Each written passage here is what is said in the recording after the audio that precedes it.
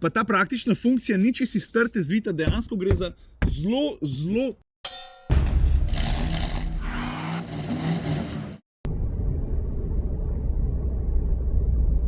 Dobro jutro, ura je 6:58, zunaj je še tema, niso še pogoji za snemanje. Zdaj se premaknem iz Štajerske na Ljubljano, odložim psa, pa najdem prostor, kjer lahko posnamam en zelo zanimiv avto. Pikico je ekscentričen, pa francoski tudi. Gizmo se bo poslovil čez 2 minute pa pol. Gdje je Gizmo? A avto si že, pa se ne moraš niti vedeti, kjer avto je. Pejmo, da se ga to še pokazal nisem. Evo, pazi zdaj, 3, 4, zdaj. Citroen C3. Dajmo se samo malo umakniti, da ne bomo tukaj pred bajto glasni. Takole. Vidiš tole avtobus, mislim avtobusna postaja? Pogled na njo me vedno vrne nazaj v srednjo šolo, ker sem ostajal po 6, je bilo 5-6, sem bil že na busu. Najprej do Ljubljane, pa 9 do Kliničnega, pa 20 do Fužin. Ko ritu varžet. Zdaj pa mim Belca, pa tukaj le desno na Brdo. Veš, tukaj sem pa jaz čisto vsak dan hodil v osnovno šolo. Janka Krsnika.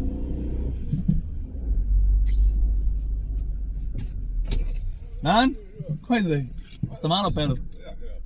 Drugač pa čakam PlayStation 5 pa 7 ko Gran Turismo. Kaj, Assetto Corsa furate? Kaj furate? Ja, se ti si itak boljša simulacija. Ja. To je bil pa Tomaž Pavšek, on je pa moj sosed.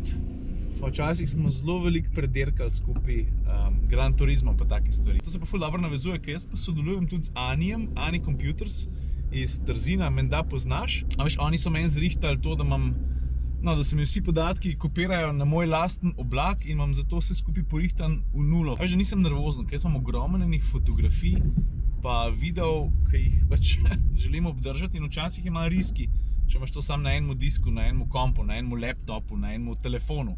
Potem imam eno mesto, kamor se vse to staka, popolnoma avtomatizirano. No in Ani je sponzor njihove dirkaške ekipe, online valjda. Zdaj se pa po Brdu spuščamo že v kontrasmer, dol proti Šentvidu. Zdaj pa vidim, da je tam en traktor s prikolico, kjer sem jaz mislil, da bom lahko kaj posnel. Pa se konec koncev, zakaj pa ne bo, me čist nič ne moti. Tukaj gremo desno. No pa če sem že omenil Ani, bom tudi dokončal, drugače se pri njih lahko kupiš komp, kupiš mrskej, tudi gamerji dobro Ani poznajo, zato ker pač imajo veliko pravka s hardwareom, ampak to ni vse, kar počnejo, storitve, da smo pomembna stvar. Ok, shit, ker je podala, veš, tlele sem se zanč pa... Ok, več razlogov je, zakaj se je C3 pripeljal na test. Zdaj sem kar naenkrat vse pozabil. Ne, ima še malo zgodja, kaj? Takole, tisti, ki ste malo na tekočem s tem, kaj ponuja Citroen, ste verjetno že opazili, da je nos pa vsem malo spremenjen. Mimogrede, tudi tale vsebina telih luči oziroma žarometov je drugačna. A veš, zato ker je bil avto posodobljen tudi v tem pogledu. Ni fora samo v maski, odbijačih, v kozmetičnih prenovah, ker po ta novem ta avto svet serijsko z LED lučmi. In prav je, da se Francozi s tem tudi pohvalijo, če boš pozoren, vidiš, kaj piše tamle v žarometu noter? Citroen LED Vision. Lušten detalj, mi je všeč. Pa seveda ne gre samo za detajle, LED svetila so v marsičem tudi bistveno bolj učinkovita od običajnih. Mimogrede, zdajle, ko ga gledam na zaslonu, ko se snemam, airbumpsi, to je ta zadeva, so bile pred prenovo vse malo drugačni. Daljši, bolj izraziti, pa taki manjši so bili.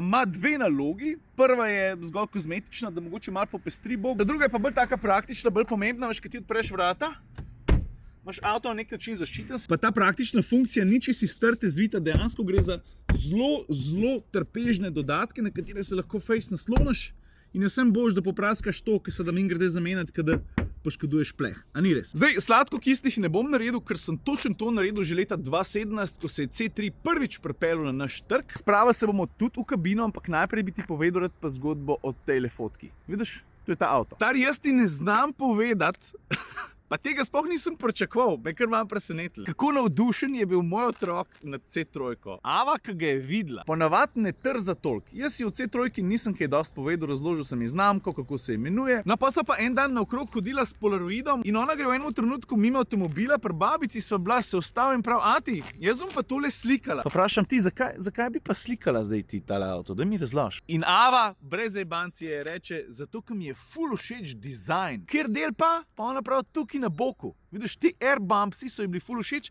in pa kaj fotka ven prišla, sva še alkoholca vzela, pa je gor napisala dizajn z narobe obrnjenim z-em.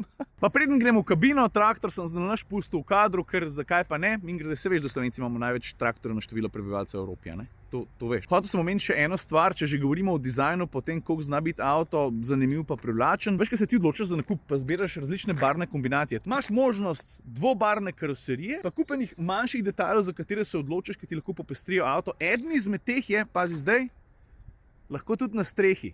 Vidiš? Meni se to zdi kar dobra fora, no? Pa še en uržah je, zakaj je ta avto na testu. Lej, dostkrat rečete, ali pa kdo zapiše v komentarjih na Facebooku, na YouTubeu, včasih tudi na Instagramu prek storijev, Ciril, zakaj večkrat ne testiraš avtomobili, ki bi bili tako ali pa drugače vsem malo bolj dostopni. Evo ti ga na. Ne samo, da sem zbral avto, katerega cena se začne pri tam 13 jurih, zbral sem tudi takšnega, ki je opremljen z najbolj osnovnim motorjem. A veš zakaj? Mislim, zdi se mi pomembno, da zberem motor, ki se v Sloveniji dejansko tudi največkrat odpelje iz prodajnega salona. Gre za 1,2 litrski trivaljni motor, brez kakršnekoli pomoči pri dihanju. To pomeni, da turbine ni. Gre za atmosferski izdelek, 61 kW, koliko je to kojno? 83. Čakaj, da ti pokažem mlinček.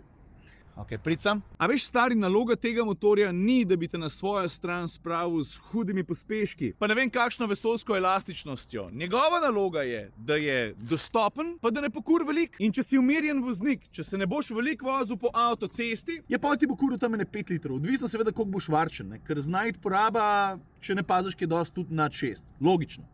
Ok. Veš, tukaj noter se pa zgodba kljub prenovi ni v osnovi, ki je dosti spremenila, ko govorimo o osnovnih elementih. Sedeža sta še vedno po dizajnu zelo izstopajoča, izredno mehka, udobna in, to je treba priznati, z malo bočne opore. Kupec pa še vedno lahko računa na detajle, ki so tako ali pa drugače zelo posrečeni, recimo tele ročke za vrata not potegniti, vidiš? Na kakšnemu old school kavčku. Pa moram pohvaliti kabino, da je tudi, ko pride do odlagališč, do uporabnosti, do praktičnosti, precej dobra. Kaj to pomeni v praksi? Tale predal pred sovoznikom recimo je ogromen, pod vmesnikom občutljiv na dotik, ena polička, tukaj še dva manjša cup holderja, dodatno odlagališče, USB, pod prestavno ročico, sam jaz odlagam kakšno drobnarijo včasih, pa še tukaj za drugo vrsto, poglej. No pa tudi predala v vratih sta zelo lepo dostopna, globoka. Pa čeprav nisem zadaj, moram vsakič tudi kufer kazati, ne, ampak ste pol hudi. Poglej, takole zgleda. Prtljažnik, vidiš, je 300 litrski, torej več kot v skladu s tem, kar bo kupec avtomobila tega razreda pričakoval. Pa da ne pozabim vseh teh kombinacij, ki pride do barve, do nalepk, je mislim, da 97. To ni tako malo. Pa zdaj sem se še nekaj spomnil, spet ponavljam, Citroen tudi približno ni prvi, ki to ponuja, se mi pa zdi to koristno, ali pa če dalje bolj koristno, ker do pred par let nazaj folk niti ni pomislil, da bi jim to lahko prav prišlo. Seveda si lahko downloadaš aplikacijo, s katero lahko nadaljavo čekiraš, kaj se z avtom dogaja. Si ga zaklenil, ga nisi. Koliko imaš bencina? Pa kje točen je parkiran? Kaj pa servis? Kdaj pa to pride na vrsto? Take fore. Kakšen je pa C3 na cesti? Lej, že 2017 sem poudaril, da se zelo veliko nagiba. Da tale model za mano v nasprotju z veliko večino vabi rajš z udobjem. Vse to drži še danes. Obenem pa drži, da je tega guncanja levo, desno, pa konec koncev tudi naprej, nazaj, res velik, in če nisi take vrste človek, da bi ti to tudi malo ustrezal, pa ti mogoče to ne bo toliko všeč, ker moram poudariti, da avto se ne gunca samo takrat, ko ga športno peleš, ne? C3 se zagunca tudi takrat, ko greš z njim v rondo. A veš, ko sem ga testiral prvič, je bil C3 takrat opremljen sicer z malo močnejšim motorjem, ampak tudi s samodejnim menjalnikom. No, v tem avtomobilu pa menjalnik ni samodejen, ampak gre za ročen 5-stopenjski izdelek. Tako bom rekel, zahteva počasno pa preudarno rokovanje. Ne moti me toliko, da so hodi dolgi, bolj me moti to, da zna biti malo nenatančen. Kaj zdaj, potegnemo črto. Torej C3 ostaja zelo prikupen, da ne rečem ekscentričen malček, ki je na nek način tipično francoski. Njegove očitno prednosti so priročnost, uporabnost, prostor, predvsem pa dizajn, varnostno je napreden, ponuja 12 različnih sistemov, ki ti pomagajo. Pričakuješ pa lahko dostopnost in s tem se mi zdi, sonček bo počasi prišel, sem zajel njegovo bistvo. Me pa zanima, a je kdo med vami voznik, lastnik, uporabnik Citroena C3? Prosim lepo, zanima me, kakšna je pa tvoja izkušnja s tem avtomobilom. Mogoče si pa ti navdušen ali pa imaš kritiko za kakšno stvar, ki jo jaz tudi približno omenil nisem. Ok, folk, Citroen C3 jaz, pa tisti Kaj pa je to sploh za ena firma? Ja, New Holland, to se mi je zdelo, plava barva. Znači, hotel sem reči, da to za danes, prav? Lepo se imejte. Hajde.